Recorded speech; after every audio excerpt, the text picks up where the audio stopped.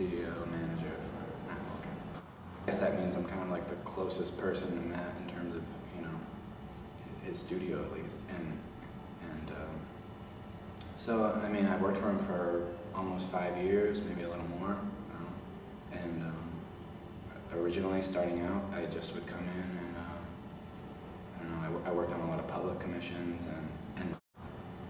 but now I just kind of moved up the ladder and he's very busy recently, so I travel quite a bit and do installs, and I guess, you know, that's possible because, you know, I've been with him long enough that, and worked alongside him enough that, you know, I can kind of tell what he would want, or and you know, talking to him every day kind of just makes it easier all the time to know what to do.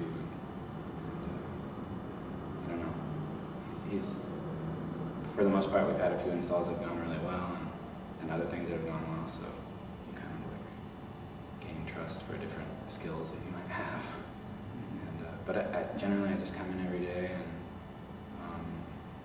we have a lot of production going on. It's managing that, and scheduling, and shipping works, and I don't know, providing texts for things, and, you know, reading emails. Weird, when I first started it, I think I just kind of dealt with everything really formally, and now I'm involved in the concepts, right, you know, conceptually. So, and there's like, you know, my opinion matters or something. So it's like, and even now, just like doing this show in particular, I'm a little nervous about myself because I'm seeing the, I don't know, I just see the shadow on the floor, and I think that that's something of Matt's or something. I'm like, oh man, it's like taking over my imagination or something. I'm like, there's the figure of death or something. Matt had a show at the Drawing Center last year, and it was a huge show, and he's done these, there's 5 of them downstairs. They're bulletin boards, and it's just kind of supposed to be, you just put a lot of different things on, and it sort of starts to create a narrative itself, or it's all these different,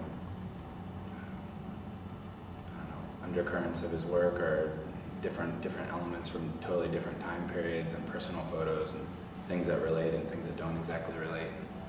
I think maybe he describes it a little bit sometimes like it's when it's near your phone, you just have all kinds of things stuck up, photos and things like that, and maybe it doesn't mean anything, but kind of to take something like that and do something with it. And so they had this huge wall, and Matt just thought he'd do it top to bottom and try to cover every inch with what we had, and I think it was that took like maybe close to 200 works, and I don't know how many are down there now, like 600 or 600 maybe, or 5, I don't know.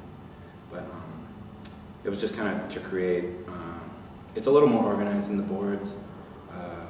Generally they're kind of one individual thing, but this kind of maps like an overall,